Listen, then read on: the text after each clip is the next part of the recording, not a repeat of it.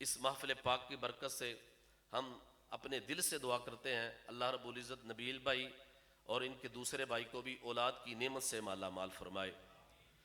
اللہ کی رحمت سے مایوس تو نہیں انسان کو ہونا چاہیے، وہاں دیر تو ہے اندھیر کوئی نہیں ہے، اللہ ہی بیٹے دیتا ہے اور اللہ ہی بیٹیاں ہی دیتا ہے۔ اللہ کی بارگاہ میں ہاتھ اٹھانے چاہیے، اس کی بارگاہ میں التجائیں اور گزارش کرنی چاہیے۔ اللہ رب العزت اس بابرکت محفل کی برکت سے اللہ رب العزت انہیں اولاد کی نعمت سے مالا مال فرمائے۔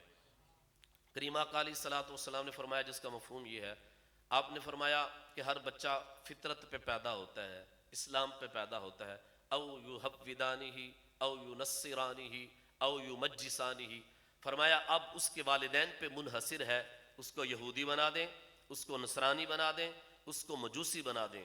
فرمایا ہر بچہ فطرت اسلام پہ پیدا ہوتا ہے، ہر بچہ جب پیدا ہوتا ہے وہ پھول ہی ہوتا ہے۔ کریم آقا علیہ الصلوۃ والسلام جلوہ فرما تھے، حضور علیہ الصلوۃ والسلام نے ایک آدمی کو دیکھا، اس کے ساتھ ایک لڑکا بھی تھا۔ کریم آقا علیہ الصلوۃ والسلام فرمایا یا غلام، غلام عربی میں بچے کو کہتے ہیں، فرمایا بچے من ھذا، یہ تیرے ساتھ کون ہے جس کے ساتھ تو جا رہا ہے؟ کہا یا رسول اللہ صلی اللہ علیہ وسلم ابھی، میرا باپ ہے، میرے ابو جی ہیں میرے ساتھ۔ کریم آقا علیہ الصلوۃ والسلام نے فرمایا کبھی بھی اپنے باپ کے آگے نہیں چلنا، تربیت فرمائی حضور نے، فرمایا کبھی بھی اپنے باپ کے آگے نہیں چلنا۔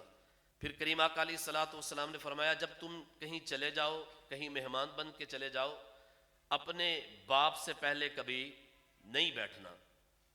اب دیکھیں آج کے دور کے اندر ہم اپنے اساتذہ کا ادب و احترام کرتے ہیں، کرنا بھی چاہیے، اپنے پیر و مرشد کا بھی ہم ادب کرتے ہیں، حتیٰ کہ گھر کے اندر پیٹی کے اندر جو چادر ہوتی ہے امی جان وہ نکالتی ہیں کہ پیر صاحب نے آج گھر آنا ہے، تو چادر ان کے لیے بچھائی جاتی ہے۔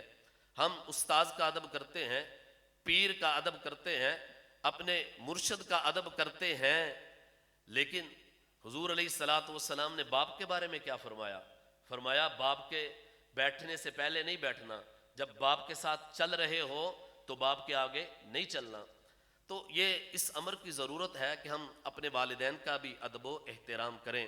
حدیث پاک آپ نے پڑھی ہے نا اور سنی بھی ہوگی، حضور علیہ الصلوۃ والسلام نے فرمایا تمہارے ماں باپ تمہاری جنت بھی ہیں، تمہاری دوزخ بھی ہیں، ان کی خدمت کرو گے تو جنت نصیب ہو جائے گی، ان کی نافرمانی کرو گے تو اللہ رب العزت انہیں جہنم کے اندر پھینکے گا۔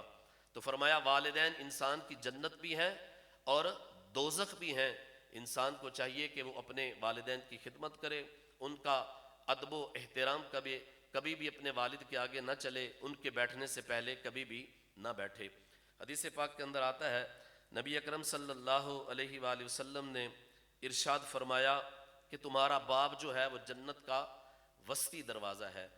ایک بات یہاں پہ کرتا چلوں، کافی سارے ساتھی یہاں بیٹھے ہیں جن کے چھوٹے بچے بھی ہیں، بڑے ہیں، اسکول جاتے ہیں۔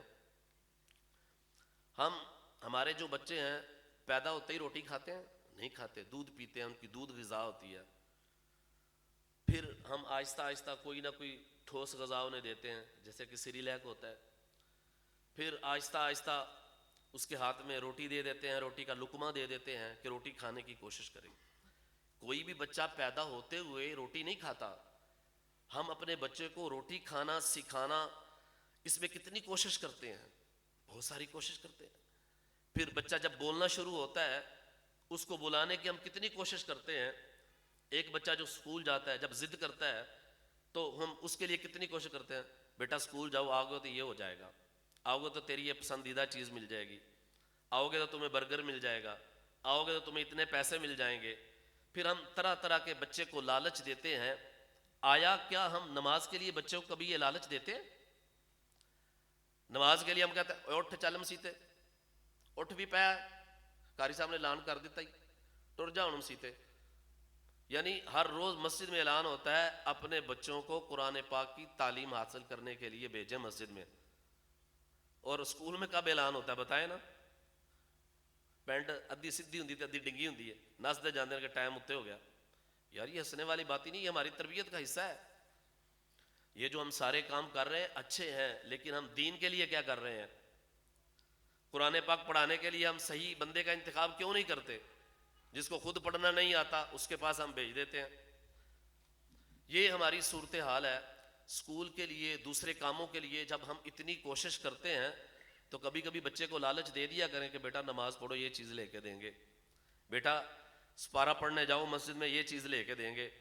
بیٹا اتنی نمازوں مہینے میں پوری پڑھو گے نا تو تمہیں یہ چیز آج جولوں پہ مہینے بعد لے جاؤں گا. بچے کو دین کے لیے، نماز کے لیے بھی لالچ دیا کریں تاکہ بچہ نمازی بن جائے. وہ بابا فرید الدین گنج شکر کا واقعہ تو آپ نے سنا ہی ہے کہ ظاہر ہے بچے کو کوئی بھی کام ہے، پاپا کہے جا بچہ دکان سے جانا دودھ کا ڈبہ لے گیا، پاپا 10 روپے بھی چورا کے شاید کھا لاں.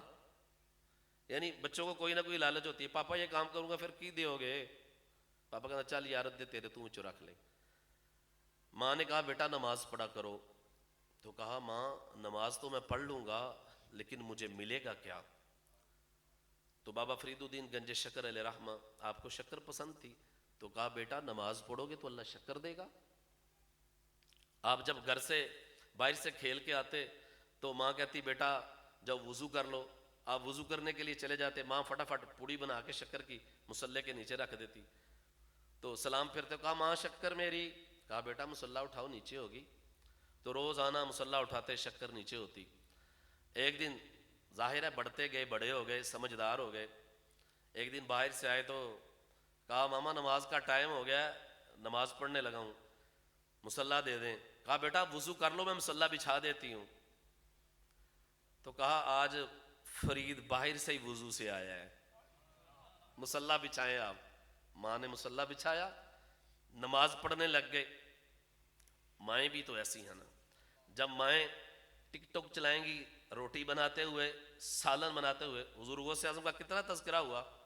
آپ پیدائشی ولی ہیں، اور آپ جب پڑھنے گئے قرآن پاک تو آپ نے تقریباً 7 سال کی یا 8 سال کی عمر میں قرآن پاک حفظ کر لیا تھا. اور جب استاذوں نے پوچھا کہ یہ 18 پارے کہاں سے حفظ کیے، کہا ہماری ماں جب کام کرتی تھی، آٹا گوندتی تھی، قرآن پڑھتی تھی، تو میں نے ماں کے پیٹ میں حفظ کر لیا. تو جیسے ہی مائیں ہوں گی ویسے ہی اولادیں ہوں گی. خود نماز نہیں ہم پڑھتے اور کہتے ہیں میرا پتر ولی اللہ بن جائے. یعنی یہ ہماری صورت ہے، یہ ہمارے اندر کمیاں ہیں جو ہمیں دور کرنی چاہیے. تو جب آپ نماز پڑھنے لگے تو آپ نماز پڑھ رہے ہیں تو دوسرے کمرے میں ماں نے بھی مصلی بچھا دیا. ماں نے جب سر سجدے میں رکھا تو باری تعالیٰ میں نے فرید کو بڑی مشکل سے پکا نمازی بنایا ہے، آج باہر سے ہی وضو کر کے آ گیا ہے، آج میری لاج رکھ لینا. بابا فرید الدین گنج شکر علیہ رحمہ نے جب نماز پڑھی، سلام پھیرا تو کہا ماں میری شکر. کہا بیٹا جیسے روز مصلے کے نیچے سے پوڑی اٹھاتے تھے، پڑی ہوگی اٹھا لو. آپ نے جب مصلی اٹھایا تو پوڑی نہیں تھی، وہ ساری زمین شکر بنی ہوئی تھی. کہا ماں آج پوڑی نہیں ہے، ساری شکر ہے. کہا بیٹا پہلے روزانہ میں رکھتی تھی، آج تو جس کی نماز پڑھتا ہے وہ خود رکھ گیا شکر تیرے لیے. یہ اس سے ہمیں سبق کیا ملتا ہے؟ سبق یہ ملتا ہے جب ہم نماز پڑھیں گے تو اللہ رب العزت ہمارے کاموں میں آسانیاں فرما دے گا، ہمارے معاملات جو ہیں وہ سدھرتے جائیں گے. نبی اکرم صلی اللہ علیہ وسلم نے ارشاد فرمایا جبرائیل علیہ السلام میرے پاس آئے. کہتے ہیں حضور علیہ السلام نے فرمایا جبرائیل علیہ السلام میرے پاس آئے تو میں نے دیکھا کہ جبرائیل علیہ السلام کچھ پریشان ہیں. میں نے جبرائیل علیہ السلام سے فرمایا جبرائیل کیا وجہ ہے، کیا معاملہ ہے، آج آپ بڑے پریشان نظر آ رہے ہیں، بڑے غمزدہ میں آپ کو دیکھ رہا ہوں. جبرائیل علیہ السلام نے عرض کی اے کل کائنات کے محبوب صلی اللہ علیہ وسلم، آج میں نے اللہ پاک کے حکم سے جہنم کا نظارہ کیا ہے. آج میں نے جہنم کو دیکھا ہے اللہ رب العزت کے حکم سے. تو کہا یا رسول اللہ صلی اللہ علیہ وسلم جہنم کو دیکھنے سے میرے اوپر یہ غم کے آثار نمودار ہوئے ہیں. نبی اکرم صلی اللہ علیہ وسلم نے فرمایا جبرائیل مجھے بھی ذرا جہنم کے حالات کے بارے میں آگاہ کرو. انہوں نے عرض کی یا رسول اللہ صلی اللہ علیہ وسلم جہنم کے کل 7 درجے ہیں. جس طرح یہاں ہم مکان بناتے ہیں نا، اوپر بنتے ہیں، اوپر درجے ہوتے ہیں، تو جہنم کے درجے نیچے ہوں گے. جیسے کہ قرآن پاک کے اندر جو منافقین ہیں وہ اسفل السافلین، سب سے نیچے والے درجے میں ہوں گے. عرض کی یا رسول اللہ صلی اللہ علیہ وسلم جہنم کے 7 درجے ہیں، ان میں جو سب سے نیچے والا درجہ ہے اللہ رب العزت جو ہے اس میں منافقوں کو رکھے گا، اس سے اوپر والے چھٹے درجے میں اللہ مشرکوں کو ڈالے گا، اس سے اوپر پانچویں درجے کے اندر اللہ ان لوگوں کو رکھے گا جو سورج کی اور چاند کی پوجا کرتے ہیں، اور چوتھے درجے کے اندر اللہ رب العزت ان کو رکھے گا جو آگ کی پوجا کرتے ہیں، اور تیسرے درجے کے اندر اللہ رب العزت یہود کو ڈال دے گا، اور دوسرے درجے کے اندر اللہ رب العزت عیسائیوں کو ڈالے گا۔ تو یہ کہہ کر جبرائیل علیہ السلام خاموش ہو گئے۔ نبی اکرم صلی اللہ علیہ وسلم نے پوچھا جبرائیل خاموش کیوں ہو گئے ہو، آگے بول کیوں نہیں رہے؟ انہوں نے عرض کی یا رسول اللہ صلی اللہ علیہ وآلہ وسلم، آپ پوچھ رہے ہیں تو میں عرض کر دیتا ہوں۔ جبرائیل علیہ السلام نے عرض کی اے اللہ کے رسول، پہلے درجے کے اندر اللہ پاک آپ کی گنہگار امت کو ڈالے گا۔ جب نبی اکرم صلی اللہ علیہ وسلم نے یہ سنا کہ میری امت کو بھی جہنم میں ڈالا جائے گا، آپ صلی اللہ علیہ وسلم بے حد غمگین ہو گئے۔ حضور علیہ السلام جب بے حد غمگین ہوئے، 3 دن مسلسل حضور علیہ السلام نماز پڑھاتے، اپنے حجرے میں تشریف لے جاتے۔ اب صحابہ کرام پریشان ہو گئے، حضور علیہ السلام پہ یہ کیسی کیفیت ہے جو اس سے پہلے کبھی نہیں ہوئی۔ 3 دن مسلسل گزر گئے، حضور علیہ السلام نماز پڑھاتے، اپنے حجرہ مبارک کے اندر تشریف لے جاتے، اور حضور علیہ السلام اپنا دروازہ بند کر کے رو رو کے فریاد کرتے۔ صحابہ حیران تھے کہ نبی اکرم صلی اللہ علیہ وسلم پر یہ کیسی کیفیت طاری ہے۔ مسجد میں جاتے ہیں، حجرے میں جاتے ہیں، تو سب نے حضرت ابوبکر صدیق رضی اللہ تعالی عنہ سے عرض کی کہ آپ کچھ اس کا حل کریں۔ سیدنا ابوبکر صدیق رضی اللہ تعالی عنہ سے رہا نہ گیا، وہ دروازے پہ آئے، دستک دی، سلام عرض کیا السلام علیکم یا رسول اللہ، لیکن سلام کا جواب نہیں آیا۔ آپ روتے ہوئے سیدنا عمر رضی اللہ تعالی عنہ کے پاس آئے، فرمایا عمر میں نے سلام کیا ہے لیکن سلام کا جواب نہیں آیا، لہٰذا آپ جائیں، ہو سکتا ہے آپ کو سلام کا جواب مل جائے۔ حضرت عمر رضی اللہ تعالیٰ عنہ فرماتے ہیں میں بھی گیا، میں نے 3 بار سلام عرض کیا لیکن اندر سے کوئی جواب نہیں آیا۔ آپ فرماتے ہیں میں نے حضرت سلمان فارسی کو بھیجا، وہ فرماتے ہیں میں بھی گیا لیکن مجھے بھی کوئی جواب نہ آیا۔ میں نے اس سارے حالات سے حضرت علی کرم اللہ وجہ الکریم کو آگاہ کیا۔ جب انہیں یہ ساری صورتحال، ساری کیفیت بتائی گئی کہ 3 دن سے یہ معاملہ ہے، تو حضرت علی رضی اللہ تعالی عنہ آپ نے سوچا کہ جب اتنی بڑی شخصیات گئی ہیں انہیں جواب نہیں آیا تو مجھے کیسے جواب ملے گا۔ آپ نے اپنے دل کے اندر سوچا، فرمایا خود نہیں جاتا، حضور کی لخت جگر سیدہ طیبہ عابدہ ظاہرہ صائمہ سیدہ فاطمہ الزہرا رضی اللہ تعالی عنہا کو بھیجتا ہوں۔ کریم آقا علیہ السلام کی بارگاہ میں آپ کے حجرہ مبارک کے پاس سیدہ فاطمہ الزہرا رضی اللہ تعالی عنہا تشریف لے آئیں۔ کہا ابا جان السلام علیکم ورحمۃ اللہ وبرکاتہ۔ اللہ اکبر، بیٹی کی شان پہ قربان جائیں۔ جب بیٹی کی آواز سنی تو محبوب کائنات صلی اللہ علیہ وسلم اٹھ کے تشریف لے آئے، دروازہ کھولا، سلام کا حضور علیہ السلام نے جواب بھی ارشاد فرمایا۔ عرض کی ابا جان یہاں پر کیسی کیفیت طاری ہیں، 3 دن سے آپ باہر تشریف نہیں لائے۔ نبی اکرم صلی اللہ علیہ وسلم نے فرمایا اے میری پیاری لخت جگر، جبرائیل علیہ السلام نے مجھے آگاہ کیا ہے کہ میری امت بھی جہنم میں جائے گی۔ فاطمہ بیٹی، مجھے اپنی امت کے گناہ گاروں کا غم کھائے جا رہا ہے، اور گناہ گار امت لڑ رہی ہے، اذان سے پہلے درود نہ پڑھو، اس وقت نہ پڑھو، اس وقت نہ پڑھو، یہ کہتی ہے کہ نبی جو ہے دیوار کے پیچھے کا علم نہیں رکھتی۔ امت اس معاملے میں لڑ رہی ہے کہ نبی پر کس معاملے میں کس وقت درود پڑھنا چاہیے کہ نہیں چاہیے۔ حضور علیہ السلام نے فرمایا بیٹی مجھے امت کا غم کھائے جا رہا ہے، اور میں اپنے مالک سے رو رو کے دعائیں کر رہا ہوں کہ اللہ ان کو معاف کر دے، اے اللہ میری امت کو جہنم سے بری کر دے۔ حضور علیہ السلام نے اتنا کہا، سیدہ فرماتی ہیں حضور علیہ السلام پھر رونے لگے، زاروں کی تار رونے لگے، اور حضور علیہ السلام نے اپنا سر سجدے میں رکھ دیا اور کہنے لگے یا اللہ میری امت، یا اللہ میری امت، اے اللہ میری امت کے گناہ گاروں پر رحم فرما، اے اللہ ان کو جہنم سے آزاد کر دے۔ سیدہ فرماتی ہیں اتنے میں حکم آ گیا وَلَسَوْفَ يُعْطِيكَ رَبُّكَ فَتَرْضَىٰ، فرماتی ہے اتنے میں حکم آ گیا میرے محبوب غم نہ کریں، آپ کا رب آپ کو اتنا عطا کرے گا کہ آپ راضی ہو جائیں گے۔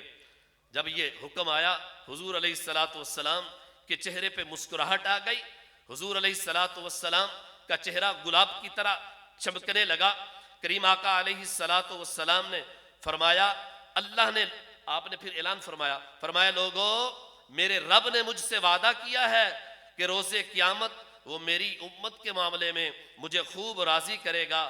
اور حضور علیہ الصلوۃ والسلام فرمایا، میں اس وقت تک بھی راضی نہیں ہوں گا جب تک میرا ایک امتی بھی جہنم میں رہ جائے۔ اور ہم کیسے امتی ہیں؟ کہتے ہیں غلامی رسول میں موت بھی قبول ہے۔ صبح 3 بجے بھی ڈیوٹی ہوئے تھے، اسی اٹھتے ہیں پاں میں بھی ہاں، لیکن جب اذان کی آواز آتی حی علی الصلاۃ حی علی الفلاح، جب حضور علیہ الصلوۃ والسلام سے پوچھا گیا کہ مسجد کا پڑوسی کون ہے، آپ نے فرمایا جو اذان کی آواز سنتا ہے۔ یہاں پہ اعلان کر دینا کوئی آ کے مسجد میں، کٹیے والے ہو صوفی کیو 100 روپیے کلو، جہاں کول پیسے نہیں ہے وہ بھی لے کے پہنچا ہوئے گا، میں بھی بچے ہی اسی پہنچے ہوں گے نہیں؟ ظاہر ہے ایک چیز 500 کی 100 میں مل رہی ہے، ہم پہنچیں گے کہ نہیں پہنچیں گے؟ تو حی علی الصلاۃ کیا ہے؟ آؤ نماز کی طرف۔ حی علی الفلاح کیا ہے؟ آؤ کامیابی کی طرف۔ ہمارے نزدیک کامیابیوں کے معیار اور ہیں، ہم کدھر چلے گئے؟ اللہ اور اس کے رسول کے نزدیک کامیابی کیا ہے؟ ہم اس کی طرف آنے کو تیار ہی نہیں ہیں، یہ ہماری حالت ہے۔ تو حضور علیہ الصلوۃ والسلام نے فرمایا، میں اس وقت تک بھی راضی نہیں ہوں گا جب تک میرا آخری امتی بھی جنت میں نہ چلا جائے۔ اللہ اکبر۔ حضور علیہ الصلوۃ والسلام اپنی امت کے لیے اتنا روتے رہے۔ صرف ایک آخری بات ہے وہ عرض کر کے اس کے بعد نبیل بھائی انشاءاللہ بیان کریں گے، تو اس کے بعد انشاءاللہ پھر ختم شریف ہوگا اور دعا ہوگی۔ کسی عاشق سے کسی نے پوچھا آپ کے محبوب کیسے ہیں؟ انہوں نے کہا صاحب التاج والمعراج۔ 1-2 منٹ کے یہ جملے ہیں، ذرا توجہ سے سماعت فرمائیں۔ جن کو درود تاج کا ترجمہ آتا ہے انہیں تو انشاءاللہ بہت ہی مزہ آئے گا۔ کہا کسی عاشق سے کسی نے پوچھا آپ کے محبوب کیسے ہیں؟ انہوں نے کہا صاحب التاج والمعراج والبراق والعلم۔ کہا آپ کے محبوب کرتے کیا ہیں؟ انہوں نے کہا دافع البلاء والوباء والقحط والمرض والالم۔ کہا آپ کے محبوب کا نام کیسا ہے؟ انہوں نے کہا اسمہ مکتوب مرفوع مشفوع منقوش فی اللوح والقلم۔ کہا آپ کے محبوب کا جسم کیسا ہے؟ وہ عاشق کہنے لگا جسمہ مقدس معطر مطہر منور فی البیت والحرم۔ کہا آپ کے محبوب کا چہرہ کیسا ہے؟ وہ کہنے لگا شمس الضحیٰ بدر الدجا صدر العلا نور الہدا کہف الورا مصباح الظلم۔ انہوں نے پوچھا آپ کے محبوب کی عادتیں کیسی ہیں؟ وہ کہتے ہیں جمیل الشیم شفیع الامم صاحب الجود والکرم۔ کہا آپ کے محبوب کی حفاظت کون کرتا ہے؟ کہا واللہ عاصمہ، ہمارے محبوب کی حفاظت اللہ کرتا ہے۔ کہا تمہارے محبوب کی حفاظت اللہ کرتا ہے۔ کہا ان کی خدمت کون کرتا ہے؟ کہا وجبریل خادمہ، ان کی خدمت جبرائیل علیہ السلام کرتے ہیں۔ کہا وہ کس سفاری پہ سفر کرتے ہیں؟ کہا والبراق مرکبہ، کہا براق پہ سفر کرتے ہیں۔ سفر کہاں کا کرتے ہیں؟ کہا وسدرۃ المنتہا، وسدرۃ المنتہا کا سفر کرتے ہیں۔ پھر کہا کہاں تک کرتے ہیں؟ کہا وسدرۃ المنتہا مقامہ وقاب قوسین۔ کہتے ہیں آپ کے محبوب کی شانیں کیا ہیں؟ کہا ہمارے محبوب کی شانیں یہ ہیں سید المرسلین خاتم النبیین شفیع المذنبین انیس الغریبین رحمت للعالمین۔ وہ کہتے ہیں آپ کے محبوب غریبوں کا کتنا خیال کرتے ہیں؟ عاشق کہنے لگے محب الفقراء والغرباء والمساکین۔ وہ کہتے ہیں تمہارے محبوب، تمہارے آقا کہاں کے سردار ہیں؟ عاشق نے کہا سید الثقلین نبی الحرمین امام القبلتین۔ وہ کہتے ہیں آپ کو محبوب سے فائدہ کیا ہے جن کی اتنی شانیں بیان کرتے ہوں؟ کہا وسیلتنا فی الدارین، وہ ہمارے دونوں جہاں کا وسیلہ ہیں۔ وسیلتنا فی الدارین صاحب قاب قوسین۔ وہ کہتے ہیں دنیا والے تو ان سے محبت کرتے ہیں، ذرا یہ تو بتاؤ اللہ بھی ان سے محبت کرتا ہے؟ تو عاشق کہنے لگا محبوب رب المشرقین و رب المغربین، اللہ بھی ان سے محبت کرتا ہے جو مشرقین کا بھی رب ہے مغربین کا بھی رب ہے۔ کہا وہ کہتے ہیں آپ کے محبوب تو بڑی شانوں والے ہیں، ان کی اولاد کی کیا صورتحال ہے؟ کہا جد الحسن والحسین، کہا ان کی اولاد کی یہ شان ہے۔ کہا اتنے شانوں والے محبوب ہیں، ذرا پھر ان کا نام بھی بتا دو، ان کا نام کیا ہے؟ کہا ابی القاسم محمد ابن عبداللہ نور من نور اللہ۔ وہ کہنے لگا، عاشق خود خطاب کرتے ہوئے کہنے لگا یا ایھا المشتاقون بنور جمالہ، اے عاشقو، اے حضور سے محبت کرنے والو، اے حضور کے نور جمال میں گم ہو جانے والو، آقا کریم علیہ السلام کے نور جمال میں اس طرح گم ہو جاؤ، اس طرح گم ہو جاؤ کہ جب حضرت حسان نے کریم آقا علیہ السلام کو سامنے دیکھا تو کہنے لگے وَأَحْسَنُ مِنْكَ لَمْ تَرَ قَطُّ عَيْنِي، یا رسول اللہ میری آنکھ نے آپ جیسا حسین و جمیل نہیں دیکھا۔ وَأَحْسَنُ مِنْكَ لَمْ تَرَ قَطُّ عَيْنِي، کہا کیسے دیکھتا؟ وَأَجْمَلُ مِنْكَ لَمْ تَلِدِ النِّسَاء، ایسا محبوب ایسا سونا کسی ماں نے جنا ہی نہیں۔ کہا لوگ پیدا ہوتے ہیں ان کے اندر عیب ہوتا ہے، کہا یا رسول اللہ خلقت مبرئا من کل عیب کأنک قد خلقت کما تشاء، یا رسول اللہ آپ کو آپ کے رب نے ایسے پیدا کیا، ایسے پیدا کیا جیسے آپ نے چاہا۔ اس کا پنجابی میں ترجمہ اس طرح کر لیں، رب آکھیا محبوبہ، رب آکھیا محبوبہ دس تینوں کہو جیا بنا بنائیں، محبوب آکھیا ربا ایہو جیا بنا مولا میری جان دوواں جہاناں دی جان ہووے، پاویں میں بولاں پاویں تو بولیں ساڈے دوواں دی اکو زبان ہووے۔ وآخر دعوانا ان الحمدللہ رب العالمین۔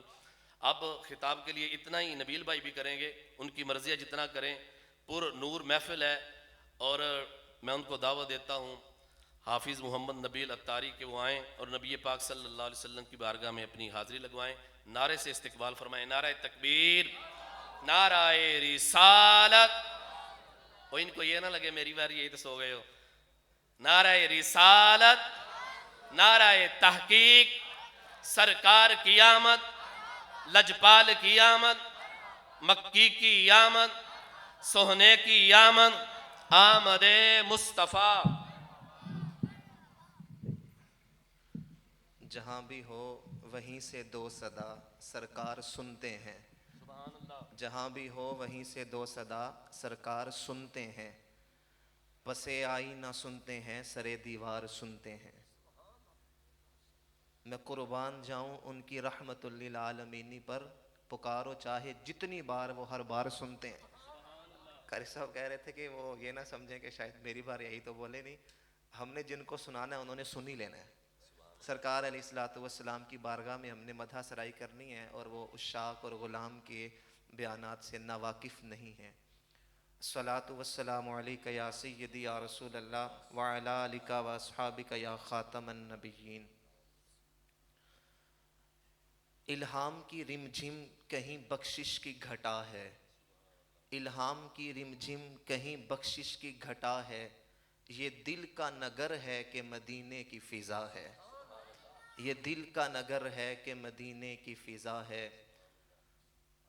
سانسوں میں مہکتی ہیں مناجات کی کلیاں، سانسوں میں مہکتی ہیں مناجات کی کلیاں، کلیوں کے کٹوروں پہ تیرا نام لکھا ہے۔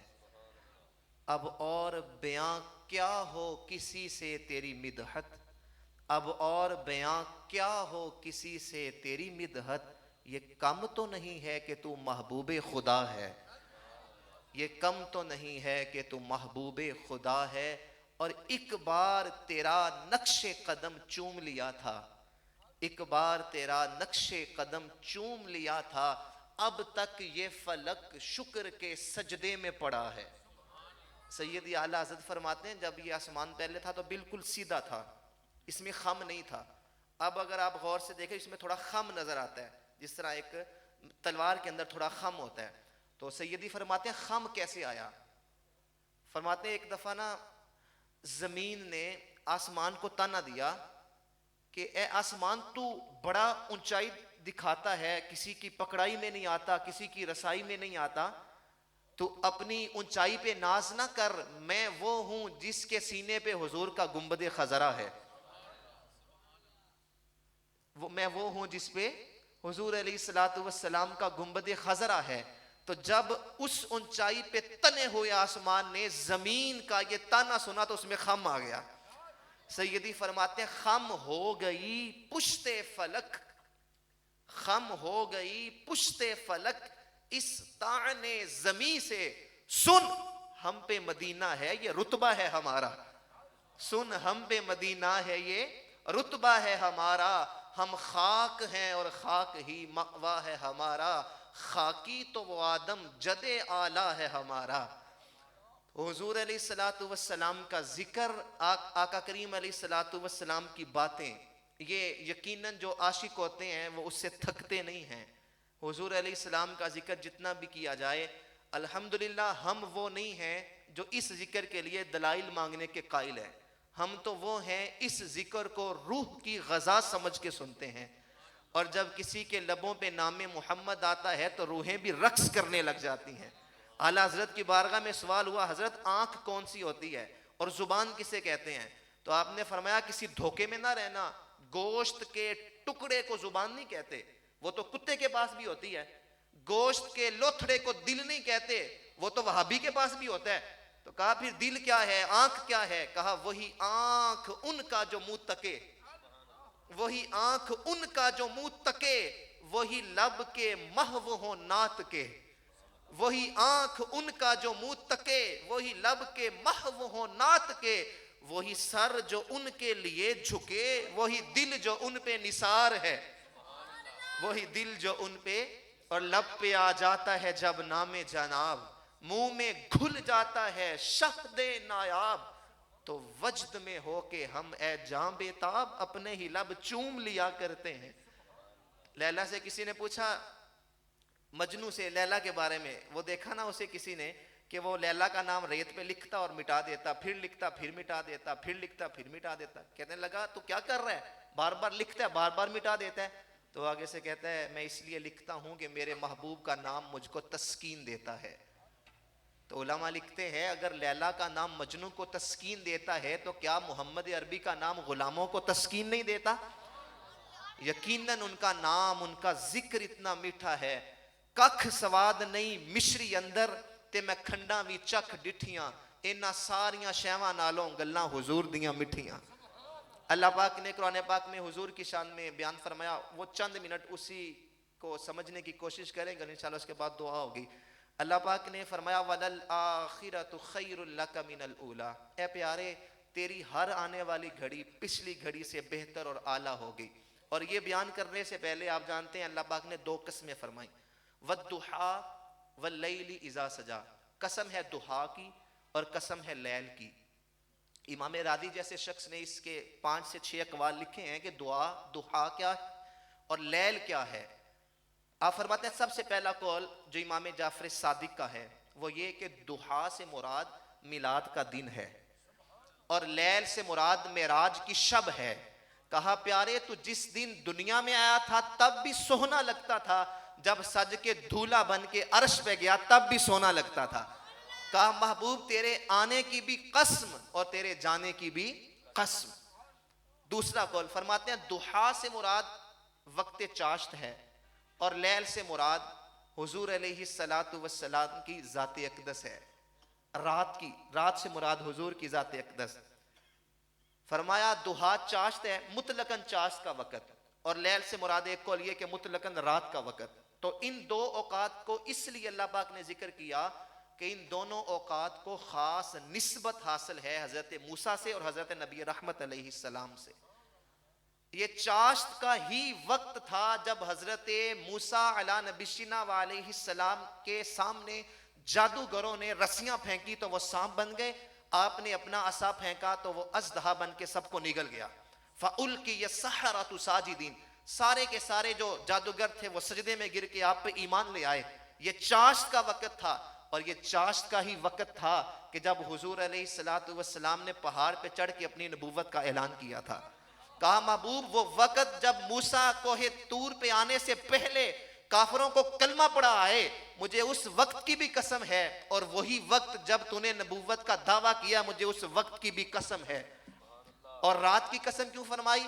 یہ رات کا وقت ہی تھا جب آقا کریم علیہ السلام معراج کے موقع پہ گئے، اور وہ یہ رات ہی تھی کہ جب آقا کریم علیہ السلام کے اقتداء میں نماز پڑھنے والے جناب موسیٰ علیہ نبینا علیہ السلام کوہ طور پہ رب سے کلام کرنے گئے، تو کہا محبوب مجھے چاشت کی بھی قسم ہے اور مجھے رات کی بھی قسم ہے۔ تیسرا قول لکھا، آپ فرماتے ہیں ضحیٰ سے مراد حضور علیہ السلام کا نور علم ہے، جس سے کائنات کی کوئی شے پوشیدہ نہیں ہے۔ اللہ تعالیٰ نے اپنے حبیب علیہ السلام، بیٹھ جائیں، وہ سننے میں ان کو مسئلہ ہوتا ہے، آپ کی محبت اللہ پاک سلامت رکھے۔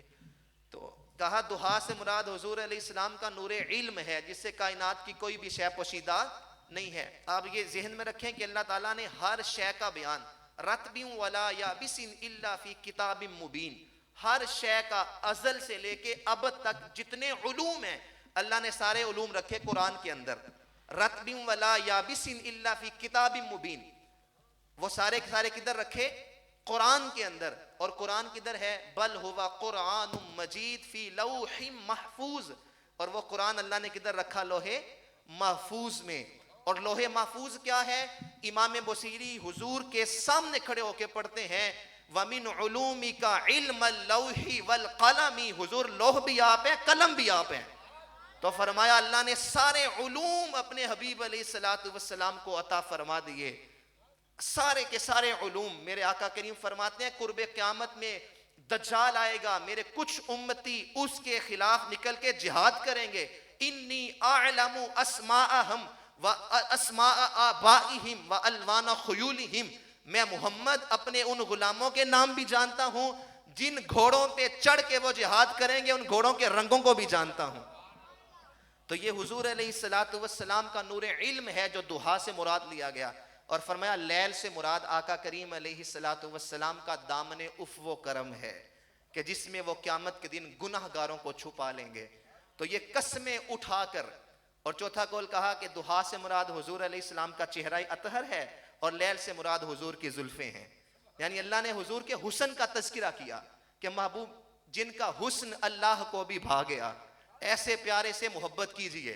کہا وہ کتنا حسین ہے، کتنا حسین ہے، لکھاں آئے لوگ زمانے تے محبوب خدا جیا کوئی نہیں، لکھاں سونے بن بن بیندے نہیں، او دی خاکے پا جیا کوئی نہیں، او دی خاکے پا جیا۔ حضرت میمونہ بنت کردم کہتی ہیں حج کا موقع تھا، میں اپنے باپ کے ساتھ حضور کی زیارت کرنے گئی، چہرے کی شعاؤں کی وجہ سے میری نظر چہرے پہ تو نہ جا سکی، نظر اٹھی تو حضور کے قدموں پہ پڑی۔ کہتی ہیں ان کے قدموں کے انگوٹھے کے جو ساتھ والی انگلی کا حسن تھا، ما نسیتو فی ما نسیتو طولا اسبہو، صدیاں گزر گئی ہیں وہ انگلی کا نقشہ ہی میرے ذہن سے نہیں جاتا۔ جس نبی کے قدم اتنے سوہنے ہیں اس نبی کا چہرہ کتنا سونا ہوگا۔ قدموں پہ جبیں کو رہنے دو، چہرے کا تصور مشکل ہے، جب چاند سے روشن ایڑی ہے تو رخسار کا عالم کیا ہوگا۔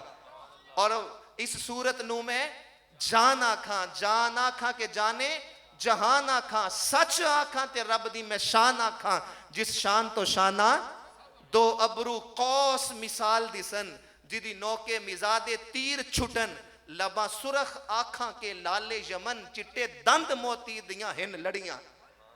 تیرے ورگا نہ کوئی ہویا ہے، تیرے ورگا نہ جگتے ہویا ہے، تیرے ورگا نہ کسی اکھ ڈٹھے آئے، تینوں اپنے جیا سمجھن والے بے علم نے کر دے تد اڑیاں۔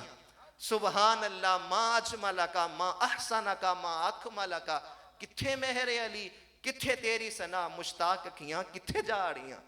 تو حضور کے حسن کا، حضور کے چہرے کی قسم۔ پھر فرمایا واللیل، حضور آپ کی زلفوں کی قسم۔ اور حضور علیہ السلام کی زلفوں کی شان کیا ہے؟ قطرے کو سمندر، ذرے کو ستارہ کرتے ہیں، کونین کو خم آ جاتا ہے جب زلف سوارا کرتے ہیں۔ حضور کی جب سیدی اعلیٰ حضرت نے بڑا خوبصورت نقشہ کھینچا ہے، اگر ذوق سے سنیں گے تو مجھے امید ہے کہ آپ کو بڑا ہی لطف آئے گا۔ سیدی اعلیٰ حضرت فرماتے ہیں کہ جب حضور علیہ السلام اپنے مبارک چہرے پہ اپنی زلفوں کو سنوارنے کے لیے آگے کرتے نا، زلفوں کو سنوارتے، تو ظاہر ہے جب سنوارا جاتا ہے تو اس میں کنگھی کی جاتی ہے، تو آپ فرماتے ہیں جب حضور زلفیں سنوارتے تو اس میں کنگھی کون کرتا تھا؟ حضور کی زلفوں میں کنگھی کون کرتا تھا؟ فارسی میں کنگھی کو کہتے ہیں شانہ. فارسی میں کیا کہتے ہیں؟ شانہ. حضور علیہ السلام نے زلفیں سنوار لی, اب اس میں شانہ کون پھیرے گا, کنگھی کون کرے گا؟ سمجھیے گا, آپ فرماتے ہیں حضور نے زلفیں آگے کی, اب سنوارنے کا وقت آیا, شانہ پھرنے لگا. کون پھیر رہا ہے؟ شانہ ہے پنجائے قدرت. شانہ ہے پنجائے قدرت, خدا کا ہاتھ. یا اللہ حضرت کہہ رہے ہیں فتویٰ کوئی بندہ لگا ہی نہیں سکتا. شانہ ہے پنجائے قدرت تیرے بالوں کے لیے. شانہ ہے پنجائے قدرت تیرے بالوں کے لیے. کیسے ہاتھوں نے شہا تیرے سنوارے گیسو, کیسے ہاتھوں نے شہا تیرے سنوارے گیسو.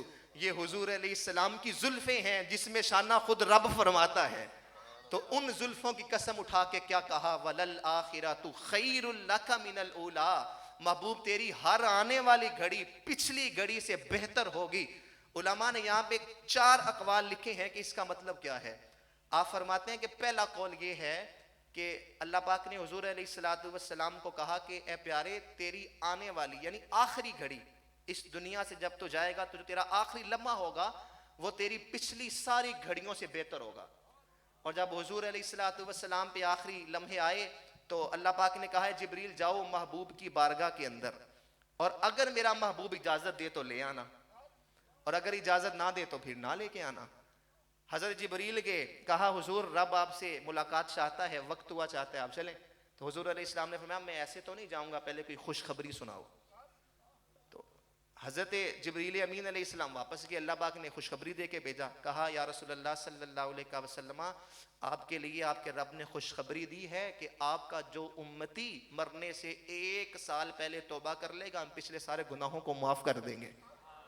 میرے حضور نے فرمایا یہ تو کوئی خوشخبری نہ ہوئی, کسے پتا ہے کہ 1 سال رہ گیا, جاؤ دوبارہ کوئی اور خوشخبری لے کے آؤ. دوبارہ آئے جبریل امین, کہا حضور آپ کا رب کہتا ہے جو آپ کا امتی مرنے سے 40 دن پہلے توبہ کر لے گا ہم اسے بھی معاف کر دیں گے. کہا اے جبریل یہ بھی کوئی خوشخبری تو نہیں ہے, 40 دن پہلے کس کو پتا چلتا ہے کہ اس کا وقت آ گیا ہے؟ تو کہا اے اللہ کے حبیب اللہ اب یہ خوشخبری دیتا ہے کہ آپ کا جو امتی مرتے وقت بھی توبہ کر لے گا ہم اسے بھی معاف کر دیں گے. کہا اے جبریل دوبارہ واپس آؤ, ابھی بھی یہ شایان شان خوشخبری نہیں ہے. اللہ تعالیٰ نے جبریل کو دوبارہ بھیجا, کہا اے پیارے آپ کا رب خوشخبری دے رہا ہے آپ کے جو غلام نیکیاں لے کر دنیا سے چلے جائیں گے ان کو میری رحمت سنبھال لے گی, اور جن کے دامن میں نیکیاں نہیں ہوں گی انہیں آپ کی شفاعت سنبھال لے گی. تو میرے آقا نے فرمایا آل تاب قلبی, ہاں ہاں اب میرا دل خوش ہوا ہے کہ جو نیکیاں لائیں گے انہیں اللہ کی رحمت, اور جو ہم جیسے گناہگار ہوں گے حضور کی شفاعت. تو کہا اس سے مراد ہے حضور کا آخری لمحہ پچھلے لمحوں سے بہتر ہوگا. اور دوسرا کہا وَلَلْآخِرَةُ خَيْرٌ لَكَ مِنَ الْأُولَىٰ, کہا اس سے مراد حضور علیہ السلام کی ذات نہیں. کہا حضور کی ذات تو وراء الورا ہے, ان کی شان و عظمت کے تو کیا کہنے. یہاں جو کہا گیا کہ آنے والی گھڑی پچھلی سے بہتر ہوگی, امام راضی لکھتے ہیں یہ تو حضور کے صدقے ان کی امت کو کہا گیا. کہا حضور آپ کی شان تو وراء الورا ہے, آپ کے صدقے میں ہم آپ کی امت کو یہ شان دے رہے ہیں جب ان کے آخری لمحے آئیں گے وہ پچھلے لمحوں سے بہتر ہوں گے. کہا یا اللہ وہ کس طرح؟ کہا جب ان کی روح کف سے انسری سے پرواز کرنے لگے گی ہم ان کی نگاہوں میں آپ کا رخ زیبا رکھ دیں گے. اور جو موت کی سختیاں آپ لوگ سنتے ہیں, فرمایا کہ اگر کانٹے والی جھاڑی کسی جسم میں داخل کر کے کھینچ لی جائے اتنی تکلیف ہوتی ہے نزا کے وقت, لیکن جس کے آنکھوں کے سامنے حضور کا جلوہ ہوگا اسے موت کی سختی کچھ بھی نہیں کہے گی. اب قرآن اٹھائیں نا, حضرت یوسف علیہ السلام کا جب حسن دیکھا زلیخا کی سہیلیوں نے فَقَطَّعْنَا أَيْدِيَهُنَّ, انہوں نے اپنی انگلیاں کاٹ دیں, انہیں پتہ بھی نہ چلا, جسم سے جسم کا ٹکڑا جدا ہوا, خون بہنے لگا, لیکن حسن یوسف میں ایسی گم ہوئی انہیں تکلیف کا احساس نہ ہوا. کہا اے میرے پیارے ادھر حسن یوسف ہے, یوسف کے حسن کو دیکھنے والی انگلیاں کاٹ دے تو انہیں تکلیف کا احساس نہیں ہوتا.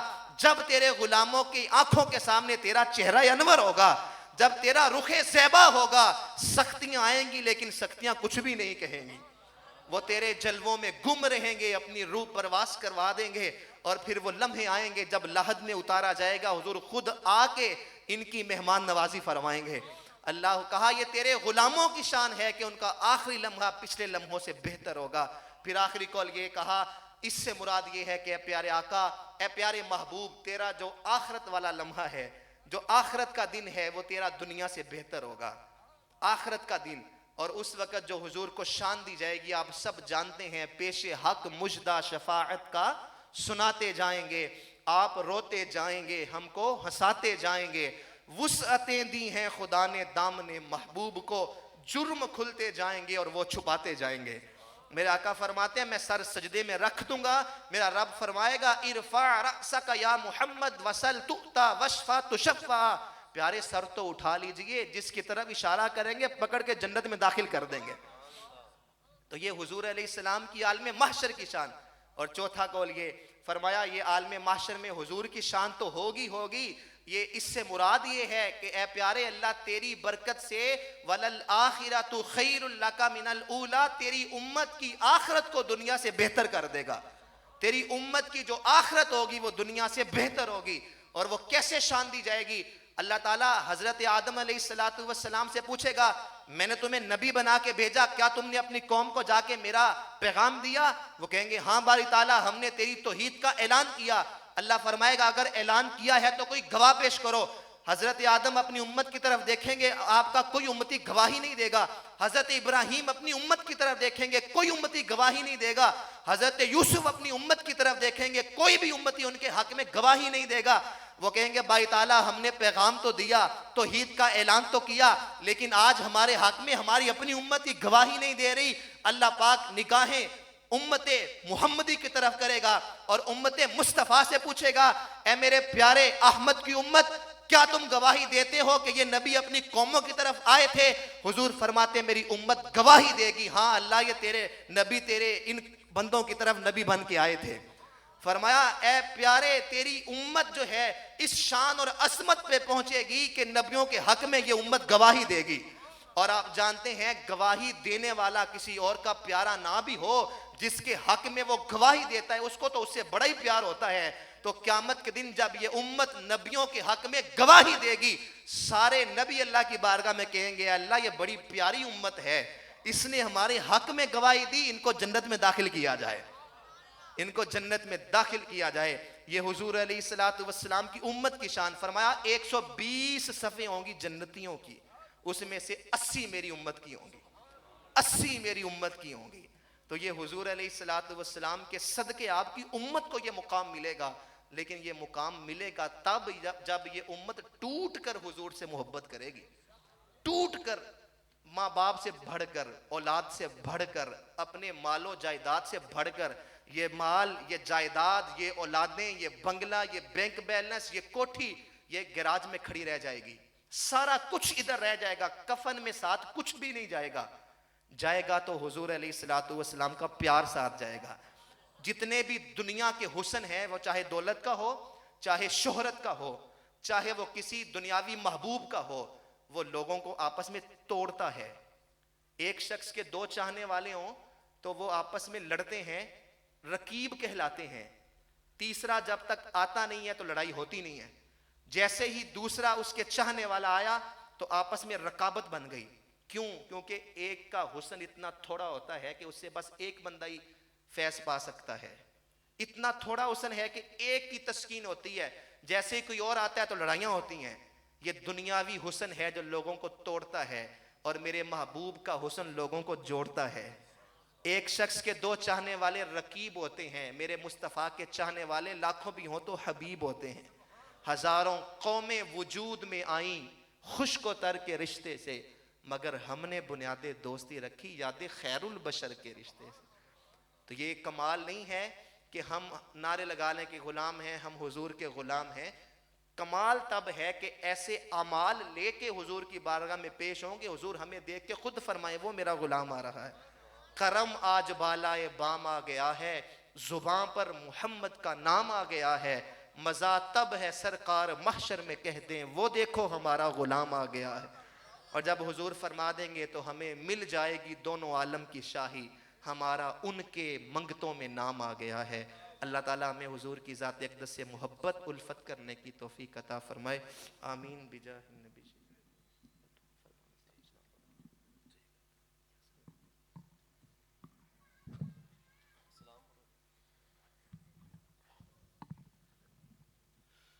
خیر البشر